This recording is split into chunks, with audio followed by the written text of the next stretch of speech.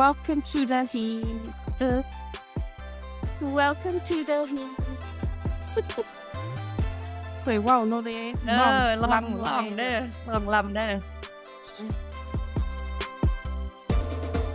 ผีใหญ่ผีน้อยผีดำผีแหลกเคยเว่าโนเดซื่อๆผีแตะ Yeah. When I was at the festival, I ran into Christine. We talked about a lot of he topic, and it was so normal to me and it felt normal to her too. And I like that we can just talk about it. เรื่อง what the he does, it produces children. I mean, it doesn't produce children, but it brings children out from that Yes, uterus. like the vessel, the path out.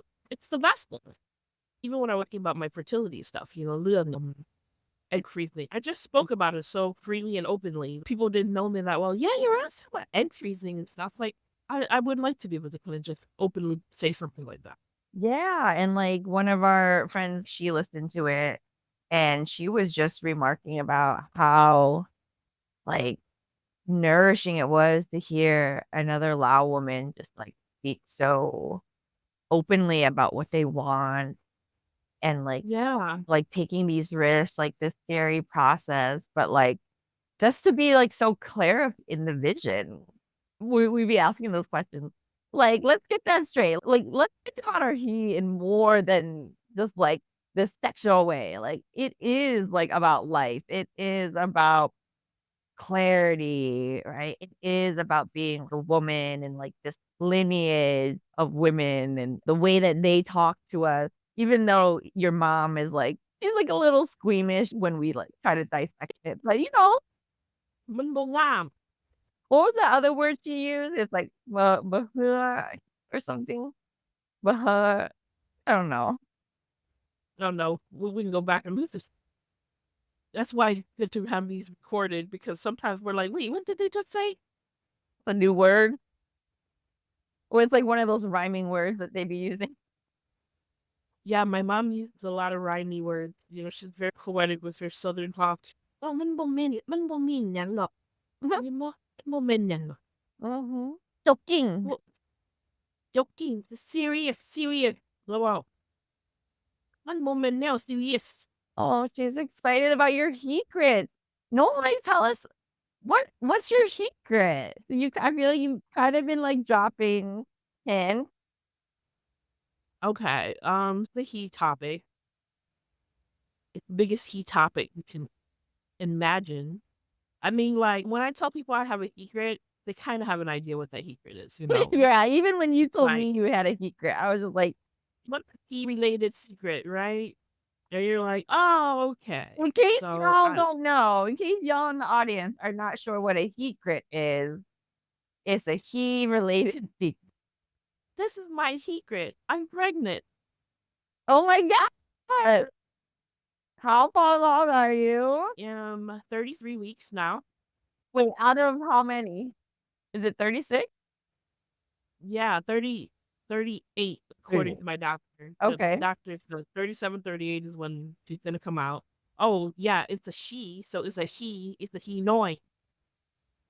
You got a little So- he-noi coming out of your big he. he. Yeah. So the big he is going to produce a little he. So that's the poetic part, right? Like, but not the kind of he that you would think. Right? It's a Lao He's he. like, he. He Lao. Yeah, it's a he. Wow. That's the gender, it's a he. Congratulations.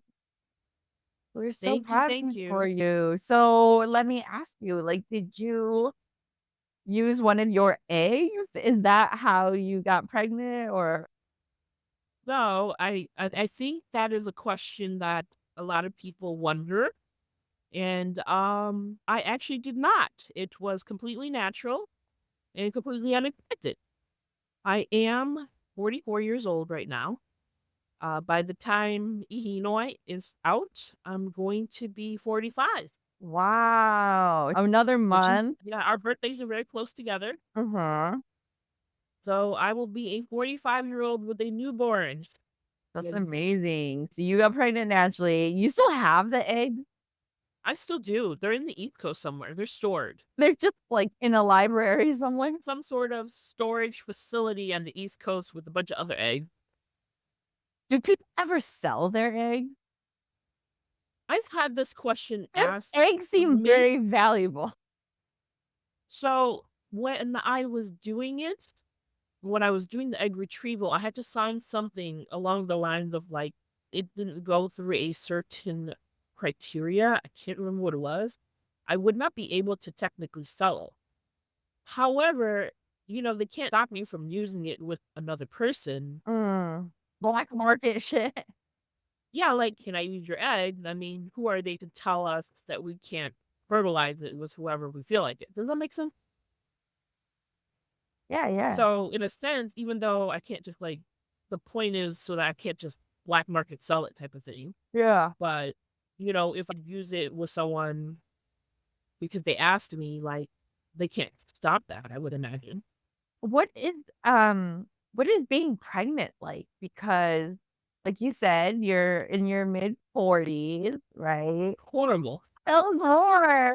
It's very challenging. 45s, people are like, oh, what's that like? Just think about what you're like at 45 already. I mean, No, I'm feeling at my age. I'm 39, and I'm like, oh, yeah, I'm slower already. I'm more exhausted. I cannot, for the life of me, drink anywhere near the capacity that I drank in my 30s.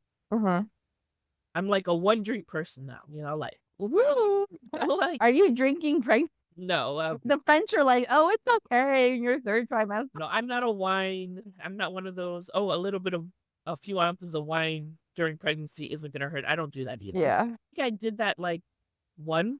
I had like a tiny bit of wine because I didn't want people to know I was pregnant. Because I don't really drink anyway. I'm just it. Like, it's red wine, not a big deal. But other than that, like, I don't touch any alcohol. In my 40s, just in general, even drinking is like, oh, like, anybody under 40, enjoy enjoy your ability to drink, your metabolism. Your knees. After 40, and even 40, 41, that's still not too bad, man. But this 43, 44 thing, whoo. And then to get pregnant. Yeah, and then becoming pregnant. And then on top of that, like, I do have complexities, I do have issues that make it more complicated. So I was already, because I had a high-risk pregnancy the first time. This was a automatic high-risk pregnancy, including advanced maternal age. People will say geriatric pregnancy, but yeah, advanced maternal age. I'm like, yeah, I know, I get it. I'm old. Don't dog me. I got it. Advanced maternal age. And this is better than geriatric pregnancy. Geriatric is not the right word, right? It used to be the right term, I believe. Nah, they just try to. Was replaced with advanced maternal age. Nah, they just be trying to do us women dirty. Over 35, geriatric. Come on. Oh, it's AMA pregnancy, advanced maternal age. I said, yeah, I know. I'm old. Oh my God, we're shocked. I got a new doctor. Even my doctor's like, is this a natural pregnancy? Because you weren't 44. And I'm like, yes, it's a natural pregnancy. Wow, you're a phenom. Your pregnancy is phenomenal. My sister told me that she had told one of her friends. She's like, I hope it's okay. I told one of my friends. I know the girl as well. And I guess her response was like, man, isn't that bitch almost like 50 years old already? And then she's like, she gives me so much hope. She's like almost 50 and she got pregnant. Not even 45 yet. Come on. I know, but like my sister's friend there. Yeah. My sister's like 40. It's good to hear these stories for other people, right? Women like want to box ourselves in because like biological clock and like tie our self-worth to it. Too. And it's just like, then like some people become parents before they're ready to, before they have healed themselves, and then it's just like, oh, now you got these badass kids. And like, it's true, like when you're like mid-40s at this point, like you don't really think like, oh, that's just gonna happen, a thought process. And still works. Yeah, it still works. If anything can come from this, it gives other women hope that, You might try in your 30s, and maybe anybody's who's having infertility issues. We don't know why, who knows what the plans are, but maybe one day in your 40s, it just happens and you're like, wow, Mhm. because your body's trying to get rid of all those eggs, your body's doing a whole bunch of other stuff. It might just happen unexpectedly for those who have been trying for years. And then you're like, holy cow, Mhm. now I'm pregnant at 45. Yeah, I mean, women are just generally healthier, and so, like, it's not, like, common, but it's also not, like, super uncommon. Like, my grandma, I think, was 40 in her 40s, and she's my grandma, you know? She had it my uncle at. You're 7 years apart from anybody. You were born in the refugee camp. You was an accident. Yeah. And, camp conditions aren't the best. And he was still came out. And this is, like, another topic, but my grandma tried to abort him with, uh, the herbs, Oh, Lord. like, the herbs that you shove up your knee or whatever. He's strong. Yeah, it didn't work. It did not work. He came out the biggest. He's, like, the biggest one. The last one and the biggest one. He a big boy. I see. Yeah.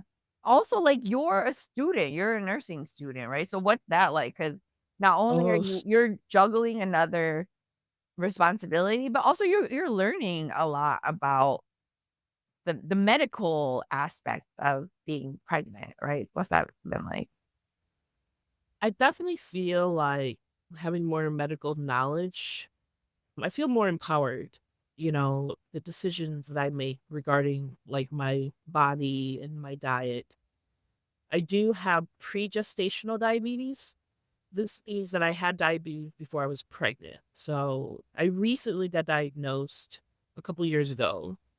And it's just first pregnancy. I just wasn't really taking care of myself. It was just really hard to do that, when you have like a lot going on. So before I found out I was pregnant, I knew something was off. I had the exact same symptom that I had in my first pregnancy. I had like what they call it orthostatic hypotension. Like I would get lightheaded if I get up too fast.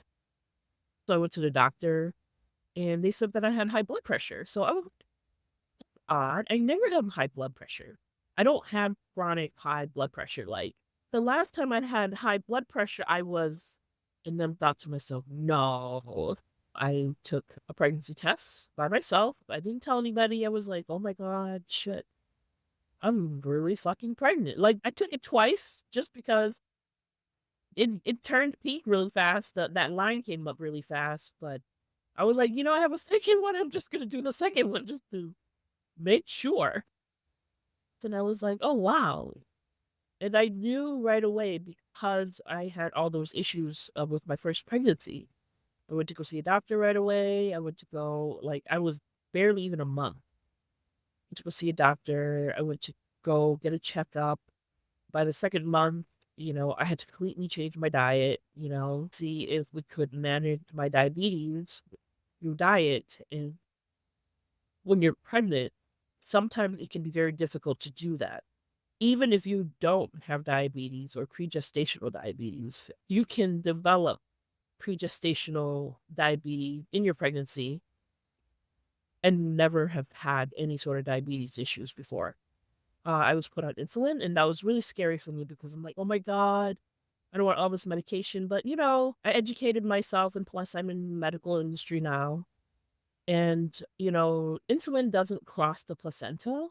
Hmm. So it's not really that scary. You just have to manage your blood sugar levels. And as long as those are managed, that won't cause issues to the baby. It just can be very stressful at first because you have to take your blood sugars like 4 times a day. You have to do your fasting blood sugars and then the 3 for each meal. And when I first started out, it was so stressful because, anything stressful that's new Mhm. and that is health related and you have to think about it. And then, I had to take insulin. And then I had to remember to take insulin in the morning. First, they started me off on like 12-hour insulin to just manage it throughout the day to help. And, they just kept giving me more and more, and it wasn't fully working. It was working better than not having it. And then I got the fast acting insulin and take my 12-hour, and then I take one right before each meal. And so after that point, I was able to manage it, and I completely changed my diet. Like, I know it affects me. I went to go see a dietitian. They educate you. And I really like the education because they give you visuals. Like, they're like, this is what 15 grams of rice looks like. Give you a little play bowl of rice. What is 15 grams of rice? So we want you to make it easier. Just think of everything in terms of 15 grams of carbs. I was like, yeah, that it actually is so much easier because I'm not trying to think, is that 35, 33? They're like, if you know this gene and you know this gene, you've got 30. If you're having 45 grams at that meal, you know that these three will equate to 45. And I was like, oh, that is really simple. When you go see a dietitian, they make it look really simple. And I was like, okay, I understand what 45 looks like, just visually. My A1C, I believe anything over 6.4 or 6.5 is diabetic. My A1C was like 6.8 in the beginning. Over 7 is kind of high. Beginning of my pregnancy till now, my A1C, while I was pregnant, decreased to 6.1. So I'm now pre-diabetic. But just because I'm pre-diabetic, I'm only like 0.4 away from being non-diabetic. But because I'm pregnant, it just doesn't work the same way. So I'm still on a ton of insulin. The insulin needs increase as the baby gets bigger, like all in the placenta, I'm not sure. So once that placenta comes out of my body, I should go back. I won't need the shots anymore. So it's been really, really complicated. And then on top of that, I have nursing school. So I'm at the clinical stage in my nursing school. I'm at the worst clinical class that you can have. I'm in med surge. So I'm in like an acute setting, like an acute care setting, which basically involves people who are on ventilators. You're really sick, but not ICU sick. But they also have an ICU unit. So I, switch off between like ICU and other care. So I'm on my feet all day. Your feet must be swollen. Yes, I'm on my elephant feet all day. The one thing I discovered, though, that was really interesting was that, they have concerns when my blood pressure gets too high. It can go with seizure. Like, I have to give birth if my blood pressure is not controlled. And I noticed that when my blood pressure was controlled by the insulin, I no longer had the high blood pressure issues. So I identified that to the doctor. I said and I noticed when I take my blood pressure and it's high, when I go check my blood sugar, I'm like, oh, that's odd. Oh, that's it. My blood sugar's high. So for me, the 2 and 2 kind of went together, and it made me question my first pregnancy. Like, was it just missed that maybe I needed to be on insulin or be on a diabetic diet? Then those are like part of the things that I learned. My insulin was like way too high. Like, I need to go to the hospital type of thing. And it's like one thing you learn, there's like blood sugars are too high. You have to follow a protocol to bring it down.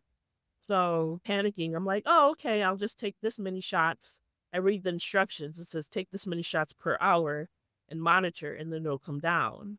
A couple times I did that.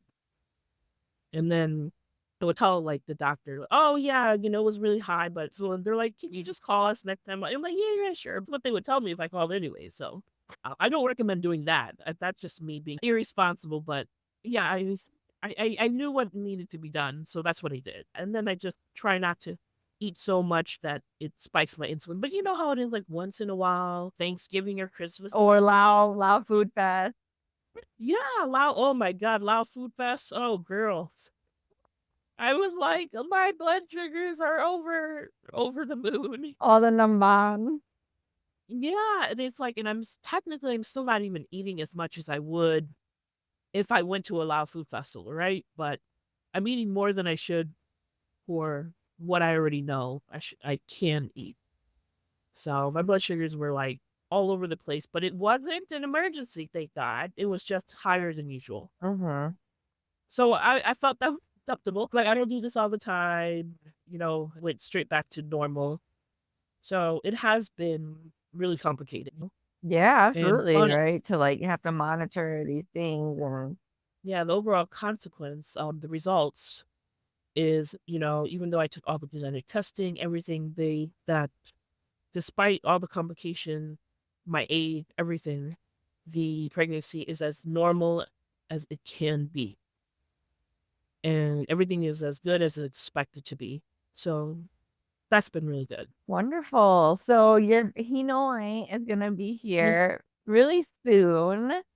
What are you excited for? Like, I don't even know. It hasn't hit me that I don't have a crib. Girl, I don't got anything. you need a what are those? Like a baby registry. Looking at my registry, and I said, I have like 4 items in my You need registry. a registry so that we can share it with the He Hive and all our sisters Yeah. who are so I gotta add thrilled. to the registry. I just added a bed to the registry, so I was like, okay, she needs a bed. You barely got a bed. I know. You just made a big move cross country, and now you have a big move coming out. It's been very challenging, and now it's starting to calm down a little bit because when I first moved to California, I had med surg and I had like the worst amount, like I had a significant amount of hours. So I had to do 2 days of med surg back to back for 4 weeks in April. I had to go for 12 hours for one day and 8 hours the next day. Med surg has 2 phases. So there's the first 8 weeks and there's the second 8 weeks. So I just finished the second 8 weeks last week. And the way that I finished it is like I was hurt at the end of the shift. So I was like, this is perfect timing. It's the last day of clinical. Everyone was like, oh no, something's wrong with Noi. Yeah, your body's trying to tell you something. Yeah, because I was like, you know what? I feel better. Oh my God, I got sick. I had RSV a couple weeks ago, and like I was just falling apart. And then the last day of clinical, I said, oh, such perfect timing. Oh, okay, we can't walk. I can't walk. I went home. I was like, you know what? Let me call my doctor. Nora is breached. She's sitting on my sciatic nerve, and it's just causing like pain radiating to the front of my head. I'm a big mess right now. Come out. Like, I gave her a fucking 30-day eviction notice. She'd come the fuck out. Like, so. Okay, Ihinoi, we are waiting for you on the other side of the He. Come out and meet us so that we can see your nata. What a hidden nata here. We want to see your face and your eyes. And then we got a nickname waiting for you. But it's probably gonna be no, well, you should be. You have like this name picked out already. Yeah, I have the name picked out, but it's just like what my mom said. It could change. You gotta see her and see like her little behaviors. Yeah, I'm like, yeah, no, she's not a bee. She is is a devil. She's a reflection of me, but at like birth. Yeah, I've heard about it. Yeah. I have a bad feeling. Well, shit. Thanks for sharing with us your big Heecret. Why was it a Heecret that you were keeping? Because like you told me like a couple months ago. Well, it makes you feel any better. I mean, I told you the same time I told my family. I know. I mean, they just thought I was fat, like through the first pregnancy and everything that happened to me with my first child. The way that I saw it was that if she's going to come out and it's going to happen, I will let it happen. I think that's why I haven't prepared anything or whatever, because to me, the reality wouldn't hit me until she's here. Like my best friend said, no, you should have a baby shower. I didn't want a baby shower. I didn't want like normal baby stuff because I just didn't feel like this was normal anyways. So I'm like, I can have a celebration upon her birth. Pretend that this is normal. It's okay to say this is normal. I'm 45. I've got pregnancy complications. I have history of preterm labor at 28 weeks. Oh wow. So, doctor was like, how does it feel? You're right there now. Like, you're at 32 now. And this was like last week. And I said, yeah, I am, like now it's like the reality is actually here because I'm like, shit, I haven't gotten anything ready. And it was very private to me. So it's not an offense to anyone that's close to me. It was just sometimes you have a secret that you just want to keep precious to yourself until you feel ready to announce it. I'm like, can you imagine the fear you lose your first child and then you're like, oh my God, what if I announce the second one and then something happens? I don't have a second child. And I know that like it may sound a little pessimistic, but it's like a reality. Till she's here, and it's really great. You know, we're in the third trimester. We're very close to full term. And even in that case, like the reality is anything can still happen. But I mean, I think it's happening though. I mean, this shit coming out. Yeah. We are praying. We're gonna do a boon when she get here. We're gonna do a sukwan. We're gonna call all the ancestors to come and check out Roy. She's gonna be a really loved child. Probably a very troubling one because she was born for me. It's time for you to raise the little you. Kind of like, Yeah. you get a chance to like raise yourself. Think about like, like our parents are not perfect. Things that we feel like we might be missing from our childhood or just like life lessons that we learn. That we instill into our new generation. Yeah. Yeah, raising children can be like a very revolutionary healing, right? Like if you are a healed person and you're just like, wait, I'm not gonna do XYZ to my kids just because. No, absolutely. You're like you have an idea of what you would like, and then the rest is up to her because you just can't control, man. They got their own mind. And that's scary, but it's also exciting. And she'll have a tribe of aunties, A whole bunch of around her. skis watching around. A bunch of Sauhis and Nasauhis and some Mo also. Maybe her nickname will end up being Mo. It could be Mo is cute. We decided Mo is cute. Mo is like the hum. They'd be like, Ma, why do people call me emo? Well, a long time ago, dear, back in the day. Yeah, we used to get on the computer with our little clip mic and basically talk on the phone. I don't know what the future holds, but it's going to be very different from what they're doing. We hope you enjoyed listening to The He censored feminist musings from the minds of Noy Munduong and Sunisa Nuansi. We created the space to vaulin namkan, but also to look and listen critically to our mother cultures and traditions. We're starting by reclaiming the he. Kapchay Lailai, Pinong, and big ups to all our friends and fam for going on this healing journey with us.